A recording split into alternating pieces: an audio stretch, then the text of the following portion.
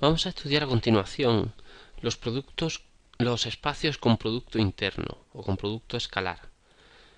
Esta es una abstracción que se hace en matemáticas y en álgebra sobre los espacios vectoriales. De hecho, estamos acostumbrados a trabajar sobre Rn, tiene un montón de propiedades. Aquí vemos un poco cómo Rn está en la cúspide de un montón de otros tipos de espacios que no tienen tantas propiedades como Rn. Por ejemplo, los espacios vectoriales, hemos dicho que la principal característica que define un espacio vectorial es que podemos hacer combinaciones lineales dentro de ellos. Bueno, pues igual que podemos definir un espacio vectorial, podemos definir espacios localmente convexos en los que, además de ser espacios vectoriales, podemos definir una seminorma.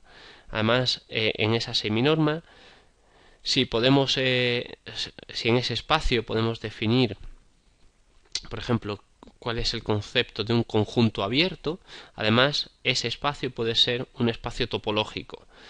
Bueno, si ese espacio con una seminorma lo dotamos de un producto escalar, son los espacios de producto interno, pues además podremos definir una norma, sobre esa norma podremos definir una distancia y vamos añadiéndole cada vez más propiedades a esos espacios. Por ejemplo, los espacios Rn es un espacio de Banach y un espacio de Hilbert. Un espacio de Hilbert es un espacio en el que se ha definido un producto interno y además es completo. Espacio vectorial en el que se ha definido un producto interno y además es completo.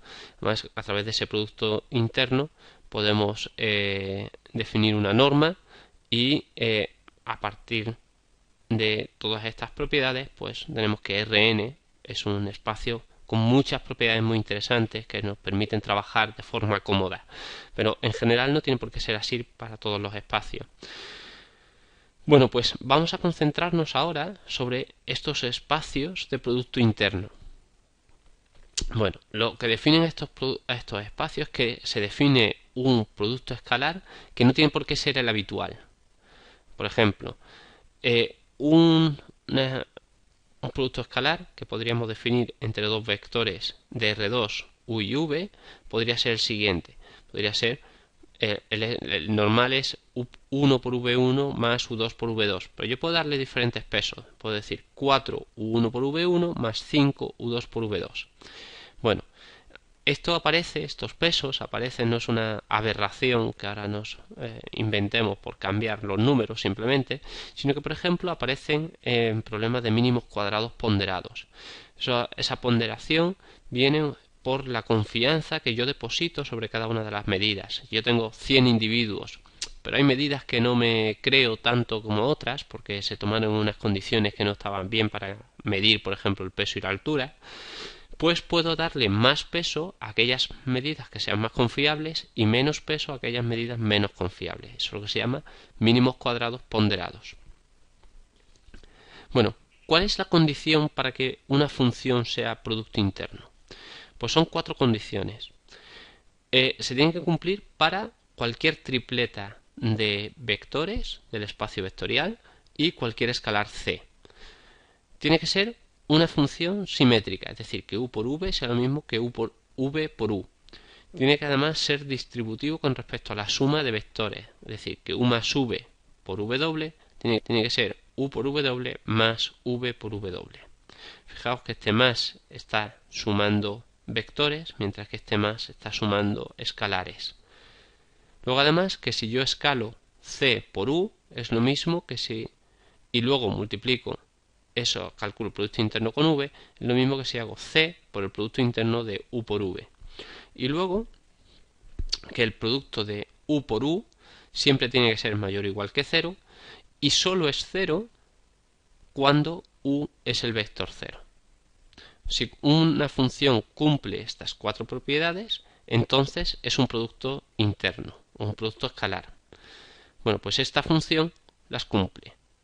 Vamos a ver que esto es así. Vamos a demostrar que efectivamente cumple las 4 propiedades. La primera era que tenía que ser simétrica, que U por V tenía que ser V por U. Bueno, u por v, por definición, es 4u1 por v1 más 4u2 más 5u2 por v2. Ahora, como el producto de escalares es conmutativo, en vez de hacer u1 por v1, yo puedo hacer v1 por u2, igual v1 por u1, igual con u2. u2 por v2 es lo mismo que v2 por u2. Pero esta es la definición del producto escalar entre v y u. Luego he llegado de que el producto escalar entre u y v es lo mismo que el producto escalar entre v y u para esta definición concreta de producto escalar. Luego tengo que demostrar que es distributivo con respecto a la suma de vectores. Es decir, que el producto escalar de u más v por w es lo mismo que el de u por w más el de v por w. Bueno, vamos a calcular u más v por w. U más v por w sería 4, u más v. U más v es u1 más v1, u2 más v2. En R2 estamos siempre hablando. Ahora, ¿cómo multiplico u más v por w? Pues coge la primera componente de u más v, que es esta, la multiplicas por 4 y por w1. La segunda componente de u más v, que es esta, por 5 y por w2. Ahora operamos, aquí lo que estamos aplicando es la distributividad del producto de escalares y la distributividad de la multiplicación con respecto a la suma para el producto de escalares. Luego, que la suma de escalares es conmutativa y hemos conseguido reorganizar todo este cálculo de esta forma, pero esto es la definición del producto de u por w más la definición del producto de v por w. Luego he llegado que u más v por w es lo mismo que u por w más v por w. Luego tengo que poder sacar escalares fuera del producto. Bueno, pues vamos a ver. ¿Esto quién sería? C por u. C por u es C por u1 y C por u2. Metemos la definición del producto escalar y tenemos este cálculo. Ahora, el producto escalar entre escalares es conmutativo, con lo cual me da igual hacer 4c que c4, igual 5c que c5. Y además es distributivo con respecto a la suma, es decir, yo puedo sacar factor común c. Pues saco factor común c, me queda entre paréntesis esta operación, pero esta operación es justo la definición del producto escalar entre u y v. Por lo tanto, he llegado que el c que tenía dentro del producto escalar lo puedo sacar fuera del producto escalar. Ya la última propiedad que nos falta es demostrar que el producto escalar de un vector por sí mismo siempre es mayor o igual que 0. Vamos a hacerlo. U por u sería, aplicando la definición de este producto escalar, sería 4u sub 1 cuadrado más 5u sub 2 cuadrado. Como son sumas de dos números al cuadrado, pues obviamente tiene que ser mayor o igual que 0. Y la única forma de que este producto escalar sea 0 es solo si el vector que meto es 0. ¿Vale? Vamos a ver. Este producto es 0, si solo si, pues esta suma es 0, pero esto solo puede ser 0 si u sub 1 y u sub 2 es 0. Por lo tanto, si estos dos son 0, entonces el producto escalar es 0 y al revés. Si el producto escalar es 0 es porque el vector era el vector 0. Con lo cual habría demostrado las 4 propiedades que tiene que cumplir un producto escalar. Y por lo tanto esta función que habíamos propuesto es un producto escalar válido en R2. Entonces lo que hemos hecho es dotar, vamos a la transparencia anterior, hemos dotado a R2 de un producto escalar diferente al producto escalar con el que habitualmente se trabaja. Y ese producto escalar diferente puede tener buenas propiedades, por ejemplo, pues como hemos dicho, para resolver problemas de mínimos cuadrados ponderados. Bueno, considérese, por ejemplo, que ahora quiero definir el producto escalar entre polinomios de grado n. Vale, pues una forma de definir ese producto escalar sería, voy a coger una serie de números reales diferentes, desde t sub 0 hasta t sub n, son n más 1, esto es una rata, son n más 1 valores reales distintos y un escalar k. Bueno, pues todas las funciones que tengan esta forma, con diferentes opciones para los t sub 0, t sub 1 hasta t sub n y diferentes k, son productos escalares válidos. Para demostrarlo, bueno, pues demostrar los axiomas 1 al 3 pues son muy fáciles. Vamos a demostrar solamente el axioma 4. Tiene que ser que P por P sea mayor o igual que 0. Vale, PP por P tiene que ser mayor o igual que 0. Sustituimos Q por P, lo que nos queda es K, P cuadrado, evaluado en T sub 0, más P cuadrado, ese polinomio evaluado en T sub 1, etc. Como son suma de números positivos, pues el resultado será positivo y obviamente este producto escalar será mayor o igual que 0. Ahora, el otro punto es el más complicado. El producto escalar entre P y P es 0 si solo si el polinomio es 0. Vamos a ver. Este producto escalar es 0 si solo si, ya lo hemos visto aquí arriba, esta suma es igual a 0, aquí hay una rata, aquí falta igual a 0, y esto solamente se va a dar si solo si cada uno de estas sumandos es 0, ¿vale? Pero todavía no hemos demostrado que el polinomio debe ser 0. Lo que hemos demostrado es que ese polinomio, el polinomio que sea, cuyo producto escalar es 0, tiene que anularse en estos puntos. Ahora bien, estamos trabajando con polinomios de grado n.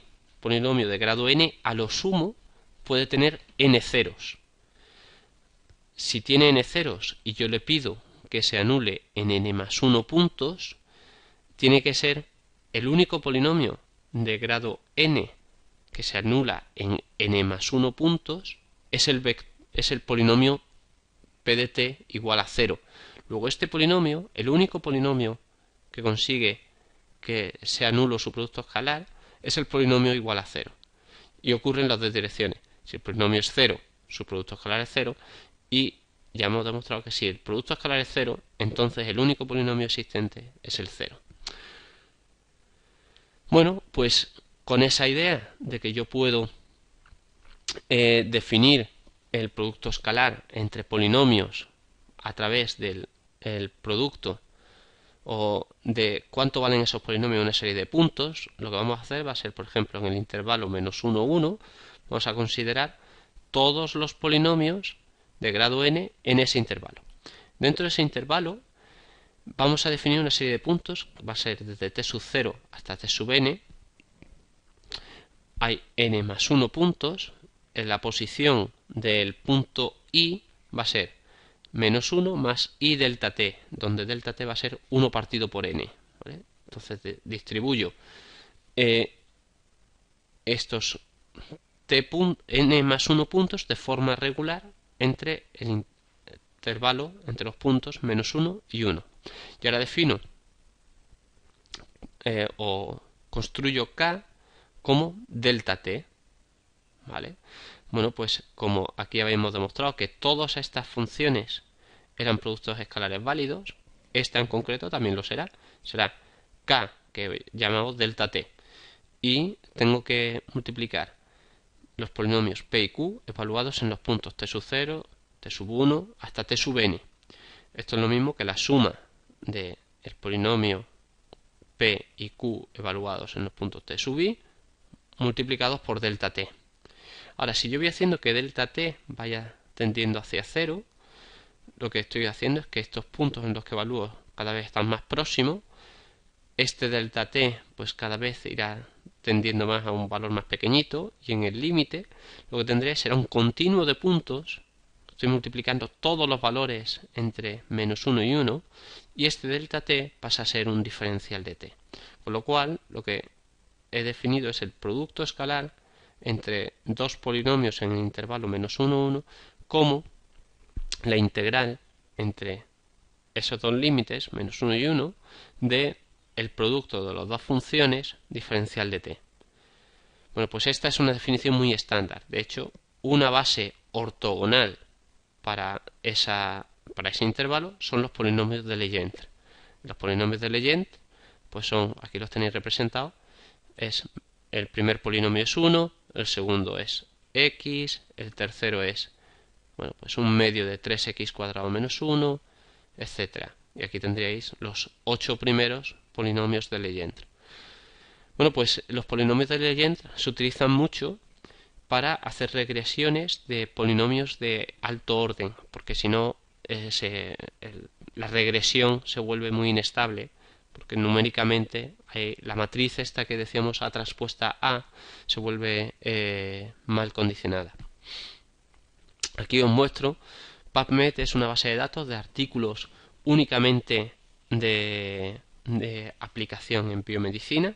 Bueno, pues veis que si buscáis polinomios de Legendre, pues aparecen 180 artículos que utilizan los polinomios de Legendre directamente para hacer algún cálculo. Veis cómo están pues modelos de regresión para parámetros genéticos, para relaciones genómicas. O sea, es una herramienta muy útil en la ingeniería biomédica. A partir de que he definido un producto escalar, puedo definir la longitud, la distancia, la ortogonalidad, igual que lo había hecho para Rn. Por ejemplo, la longitud de un vector es simplemente la raíz cuadrada del producto escalar de u por u.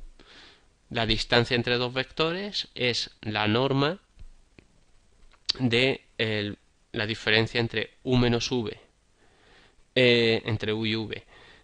Dos vectores son ortogonales si solo si su producto escalar es 0. Y puedo aplicar esto a espacios vectoriales los que quiera. Por ejemplo, los puedo definir para los polinomios, el espacio de polinomios en el intervalo 0, 1.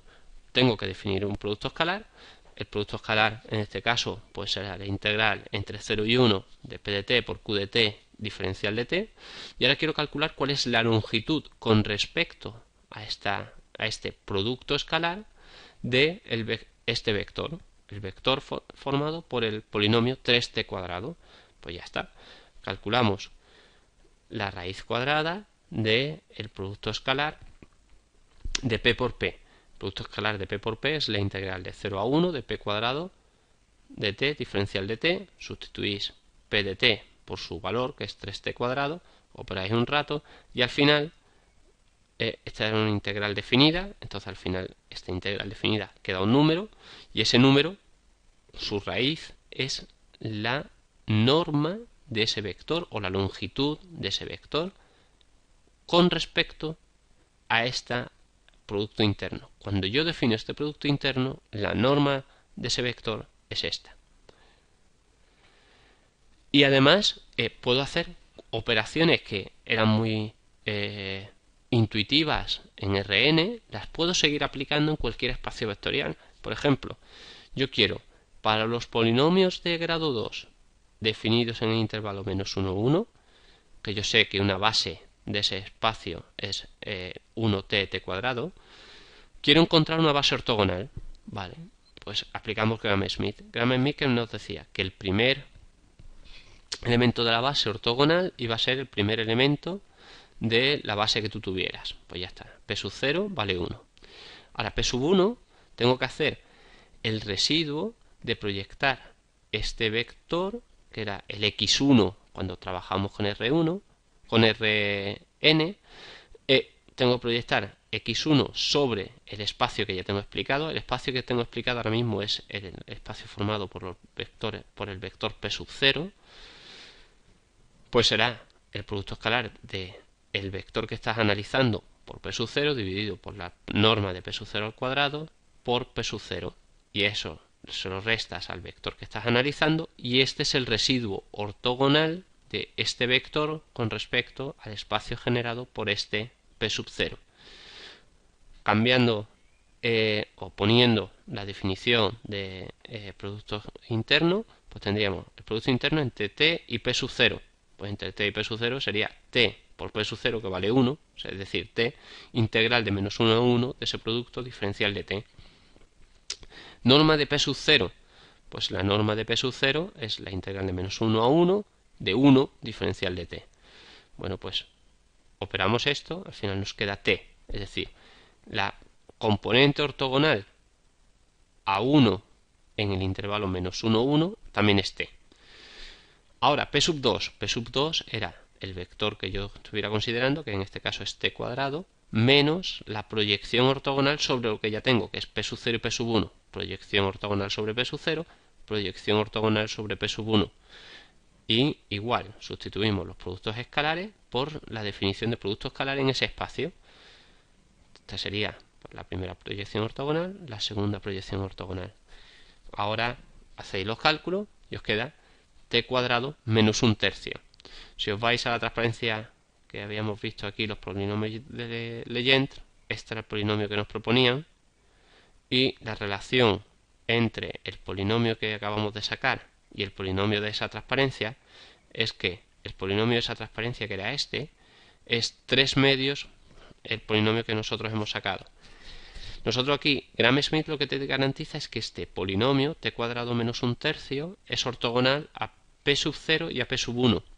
Si esta p sub 2 minúscula es ortogonal a estos otros dos, p sub 0 y p sub 1, y yo multiplico con p mayúscula, lo multiplico por un factor, pues ese p mayúscula también será ortogonal a p sub 0 y p sub 1. Es decir, veis cómo los polinomios de Legendre se consiguen a partir de aplicar el proceso de Gram-Schmidt a la base estándar en el intervalo menos 1, 1. O sea, no tienen demasiado misterio. Simplemente vais aplicando ese proceso de Gram-Schmidt a los polinomios de la base estándar en el intervalo menos 1, 1 y obtenéis polinomios ortogonales en ese intervalo.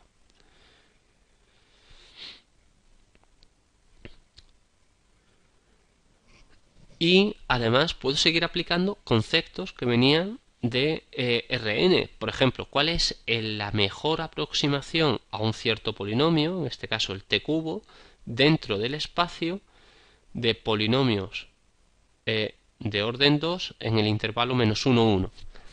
Bueno, pues sabemos que la respuesta a esa pregunta es la proyección ortogonal de este polinomio, de este vector, sobre ese espacio, ¿vale? Como yo ya sé que una base ortogonal de ese espacio es pues 1t cuadrado menos un tercio, 1t cuadrado menos un tercio, la proyección de este t cubo sobre esta base ortogonal pues sería pues, aplicar la definición de proyección ortogonal. Y ahora lo que me aparecen son una serie de productos internos y de normas que tengo que ir calculando. Pues el producto interno entre p y p sub 0. Pues entre p y p sub 0 será t cubo por 1, que era p sub 0, y la integral entre menos 1 y 1. Luego, p1, la proyección de p sobre p1. Pues la proyección de p sobre p1 será t cubo por t y la integral entre menos 1 y 1. La proyección o el producto interno entre p y p2. Pues será p por p2 e integral entre menos 1 y 1. Hacéis los cálculos, pues este sería 0, este es 2 quintos, este es 0, las normas correspondientes pues serían 2, 2 tercios, 8 45avos, y sustituyendo los valores aquí, pues tendríamos 0 dividido por 2, que esto es lo que dice esto, 0 dividido por 2, por p sub 0, p sub 0 vale 1, más 2 quintos dividido por 2 tercios por p sub 1, pero p sub 1 vale t. Y luego 0 dividido por 8 45avos por el tercer elemento de la base, por p sub 2. P sub 2 vale esto. Bueno, operando al final nos queda 3 quintos de t. Es decir, que la recta 3 quintos de t es la mejor aproximación en el sentido de mínimos cuadrados al polinomio t cubo en el intervalo menos 1, 1. Y vemos como efectivamente pues se parece estas dos funciones. Bueno, pues eso que hemos hecho con el espacio de polinomio lo podemos hacer con cualquier espacio. En concreto, por ejemplo, hay un espacio de funciones que se llama el espacio de funciones wavelet, bueno, que es ortogonal además. Bueno, pues buscamos cuál es la mejor aproximación a una determinada función en ese espacio ortogonal de wavelets y somos capaces, gracias a esas proyecciones ortogonales, somos capaces de calcular productos internos y calcular parecidos, por ejemplo, entre proyecciones de una determinada molécula y proyecciones experimentales que estamos midiendo. Vamos buscando cuál es la función dentro de ese espacio que más se parece. Bueno, pues gracias a la ortogonalidad de ese espacio wavelet, pues somos capaces de acelerar en gran medida y de hacer más robusta esa asignación angular, ¿no? Esa comparación entre imágenes. Bueno, pues para que veáis otra aplicación de los espacios, de la definición de producto interno dentro de un espacio. El teorema de Pitágoras sigue aplicando. El teorema de Pitágoras lo que nos dice es que si yo tengo un vector v que pertenece a un espacio vectorial v en el que he definido un producto interno, esto es lo que hemos llamado un espacio de producto interno, y tengo un subespacio de v que llamo w, entonces la norma de v al cuadrado calculada con este producto interno es igual a la norma al cuadrado de la proyección de v sobre este subespacio más la norma al cuadrado del residuo. Y aquí lo que tenemos es la interpretación gráfica de este teorema. Este teorema sigue diciendo que la hipotenusa, es decir, la norma de v, es mayor que la suma de los, o es más pequeña que la suma de los catetos, ¿no? O si lo ponemos al cuadrado, pues que la hipotenusa al cuadrado es igual a la suma de los catetos al cuadrado. Cuidado que ahora este ángulo 90 grados se define con respecto al producto interno. Es decir, si yo cambio la definición de producto interno, cambian las definiciones de ángulos en ese espacio con producto interno. La desigualdad de Cauchy-Schwarz se sigue cumpliendo. Esta es la desigualdad que dice que el valor absoluto del producto escalar entre dos vectores es menor o igual que el producto de las normas de esos dos vectores. Para demostrarlo, vamos a distinguir dos casos. El primer caso en el que uno de los vectores es 0, es el elemento neutro de la suma en ese espacio vectorial, y el otro caso en el que no lo sea.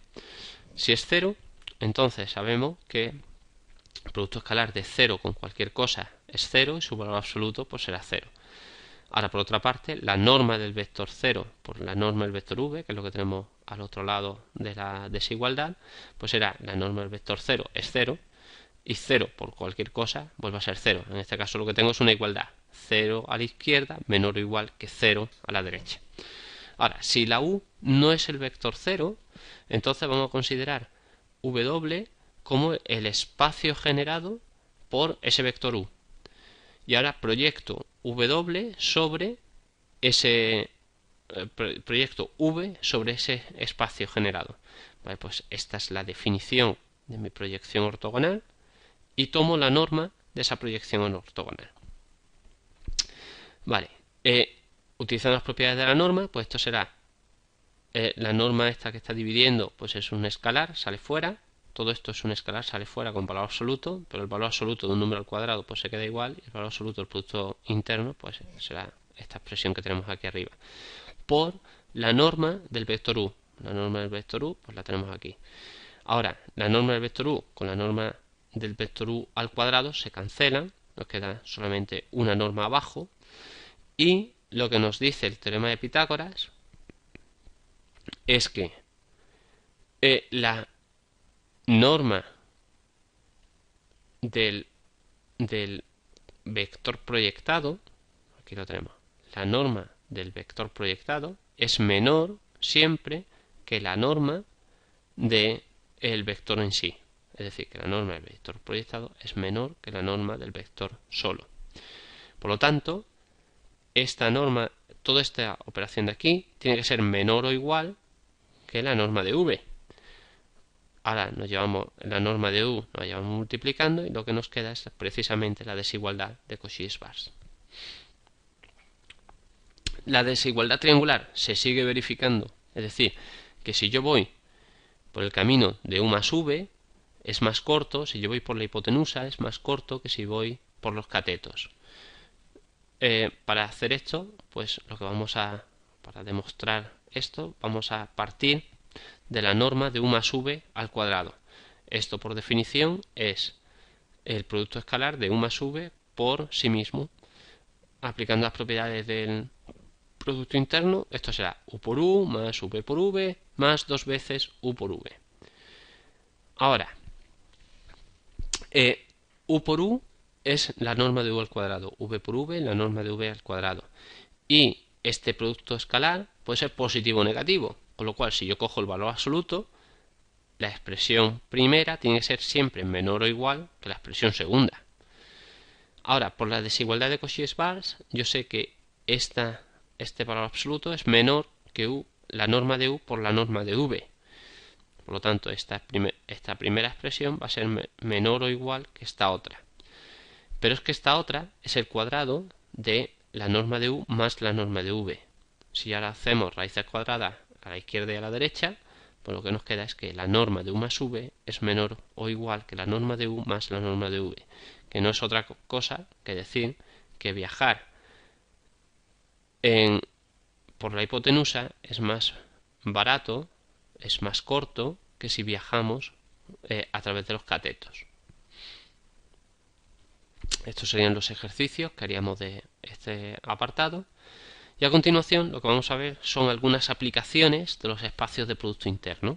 Por ejemplo, vamos a ver esta que hemos mencionado de los mínimos cuadrados ponderados.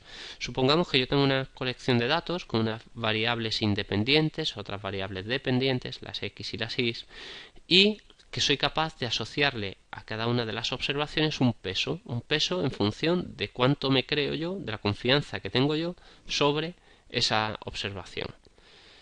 Bueno, ahora, igual que hacíamos en regresión, lo que vamos a hacer va a ser construir una predicción de cuánto vale lo que deberías haber observado y ponemos el modelo que lo que tú observas es lo que deberías haber observado, que yo te predigo, más un cierto error. Bueno, ahora el objetivo, igual que en regresión, es minimizar la suma de los errores al cuadrado, solo que ahora le meto el peso de cada una de las medidas, de forma que si yo tengo menos confianza en una determinada medida, este peso va a ser menor y me da un poco igual, me importa menos cometer un error más grande en la medida j. Este epsilon j puede tener un mayor valor porque su peso va a ser ligeramente inferior. Bueno, aplicando la definición del modelo, pues el error va a ser lo que tú has observado menos lo que yo predigo que tú deberías haber observado, y operando un poquito llegamos a esta expresión. Ahora, esta expresión la podemos poner como la norma de un determinado vector. Ese vector es w por i es el vector de observaciones, menos w por i tilde es el vector de predicciones. Y esta w es una matriz diagonal en la que hemos puesto los pesos en la diagonal principal. Bueno, pues se puede demostrar, igual que hicimos para el caso de la regresión, que esta función objetivo que tenemos como de forma bastante intuitiva, que es la suma de los residuos al cuadrado ponderados por los pesos, es lo mismo que la norma al cuadrado de este vector. Ahora, si supongamos que i tilde yo lo puedo calcular a partir de una ecuación lineal. O sea, i tilde sería a por x. ¿Vale? Entonces yo sustituyo donde ponga i tilde, yo pongo a por x. Tendría que mi función objetivo sería la norma de wi menos w por a por x. Y lo que estoy buscando es cuál es la x que minimiza toda esta función objetivo. Bueno, pues ya sabemos cuál es la solución. La solución es x es una solución de mínimos cuadrados, y esa solución de mínimos cuadrados es la misma que la que tendríamos de las ecuaciones normales. Es decir, que tú tienes que plantar aquí, bueno, pues la ecuación primero, wax igual a wi, y ahora multiplicas por la izquierda, por la transpuesta de la matriz que va acompañando a la x, es decir, wa transpuesta por la izquierda en el término de la izquierda y en el término de la derecha. Tendríamos aquí y aquí. Bueno, pues esto de los mínimos cuadrados ponderados se utiliza. Sí, fijaos, aquí por ejemplo tenéis una referencia de un capítulo de un libro en el que se aplican los mínimos cuadrados ponderados para calibrar un sistema digital que mide presiones respiratorias. y se han utilizado, este es el dispositivo que se ha utilizado en concreto, y para calibrar este dispositivo se han utilizado mínimos cuadrados ponderados. Otra aplicación de los espacios de producto interno es el cálculo de las series de Fourier y la transforma de Fourier. Bueno, quizás las herramientas en Fourier son las herramientas más utilizadas de análisis funcional en ingeniería. Lo que dice Fourier es que cualquier función que sea periódica, eso cuando hablamos de series de Fourier, luego esto se puede extender incluso a funciones no periódicas, pero bueno, vamos a empezar por las periódicas. Cualquier función periódica yo la puedo expresar como la suma de una serie de senos y de cosenos. Entonces yo tendría una función periódica, la que sea, este sería su periodo. Periodo es el intervalo de tiempo a partir del cual se repetiría la señal. Entonces yo tendría repeticiones de esta celda unidad, por llamarlo de alguna forma. Pues yo lo puedo expresar como una suma de senos y cosenos en los que voy controlando tanto la frecuencia, esto es lo rápido, el número de máximos y mínimos que tiene ese seno, la amplitud, es decir, la distancia que hay entre un máximo y un mínimo dentro de ese seno, y la fase. La fase es donde comienza ese seno. Bueno, vamos a considerar el espacio de funciones continuas en el intervalo 0,2pi, que es este espacio que hemos denominado C02pi. Bueno, pues hay un conjunto que es el formado por esta serie de senos y cosenos. Primero tenemos una constante y luego coseno de t, seno de t, coseno de 2t, seno de 2t. En general, coseno de nt, seno de nt. Bueno, pues este conjunto es ortogonal con respecto al producto interno definido de esta forma. Dos funciones de este espacio, se puede calcular su producto interno a partir de esta fórmula. Bueno, pues con este producto interno, todas las funciones que tenemos aquí son ortogonales. Vamos a comprobarlo con alguna. Por ejemplo, el coseno de nt, por ejemplo, coseno de t, coseno de 2t, o coseno de 2t con coseno de 3t, o coseno de 2t con coseno de 5t. Todos estos cosenos, su producto es 0. Vamos a comprobar por qué. Este sería, por definición, sería integral desde 0 hasta 2pi de la primera función por la segunda. Ahora aplicamos una igualdad trigonométrica, con lo cual podemos expresar esta suma de cosenos, este producto de cosenos como suma de cosenos. Esta suma de cosenos podemos ahora integrarla, cada una por separado. Aquí tendríamos sus integrales. Y cuando evalúo en el intervalo 0,2pi, estas integrales definidas me dan 0 en ambos casos. Las dos integrales dan 0. Luego, el producto escalar entre estos dos cosenos, cuando n y m son diferentes, es 0. De la misma forma podría hacerlo entre el coseno y seno, entre el coseno y el 1, entre el seno y el 1. Y si ahora nos ponemos a calcular normas, pues la norma al cuadrado del coseno sería pi, la norma al cuadrado del seno para cualquier factor que vaya delante de a t, coseno de 2t, coseno de 3t, coseno de t, todos tienen la misma norma al cuadrado que es pi, y la norma del 1 que sería 2pi. Vale, pues ahora, si yo cojo cualquier función continua que pertenezca a este espacio vectorial, la puedo aproximar con un error tan pequeño como yo quiera, a base de proyectarla sobre el espacio generado por ese conjunto de vectores que veíamos que era ortogonal. Entonces, calculo cuál es esa función, cuál es su proyección sobre el espacio W generado por ese conjunto S. Bueno, pues será la definición de proyección ortogonal, que hemos visto ya varias veces. Aquí se ve muy bien.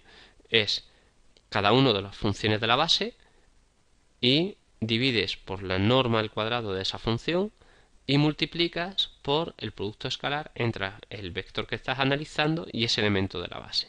Bueno, pues aquí los tenemos con la base de los cosenos de nt, aquí los tenemos los elementos de la base que son seno de nt, y aquí tendríamos el elemento de la base que era el 1, que veía, si nos acordamos, también estaba dentro de esa base ortogonal. Bueno, pues esta fórmula, que es simplemente la proyección ortogonal de esa función sobre este espacio, es lo que se llama la serie de Fourier, haciendo que esta n mayúscula, haciendo que la base sea cada vez más grande, puedo aproximar con tanta precisión como quiera cualquier función continua de este espacio C02pi. Y aquí tenemos un ejemplo en el que tenemos una función triangular. De hecho, la función triangular no pertenece a este espacio C, pero bueno, vemos como cada vez nos vamos aproximando más a esa función original, a base de sumar senos y cosenos que tenéis aquí representados. Bueno, pues por ejemplo, la transformada de Fourier la hemos utilizado en microscopía electrónica para primero simular imágenes. Por ejemplo, aquí veríamos cómo se puede generar una proyección del estilo de las que se genera en microscopía electrónica. Cogería un objeto, proyectas esa proyección, le haces la transforma de Fourier, le sumas un ruido, le aplicas una función que simula las aberraciones del microscopio, le sumas otra fuente de ruido y haces transforma de Fourier inversa. Te queda una proyección del estilo de la que se recoge en el microscopio. Y también se ha utilizado en este trabajo, un trabajo ya del año 2005, la transforma de Fourier para conseguir alinear este tipo de proyecciones a volúmenes de referencias que se tienen. O sea, veis cómo esto de los espacios con una norma o con un producto interno tiene una importancia muy relevante dentro de las aplicaciones reales que se hacen en ingeniería biomédica. Estos serían los ejercicios que haríamos esta sección, y con esto terminamos este tema de ortogonalidad y mínimos cuadrados.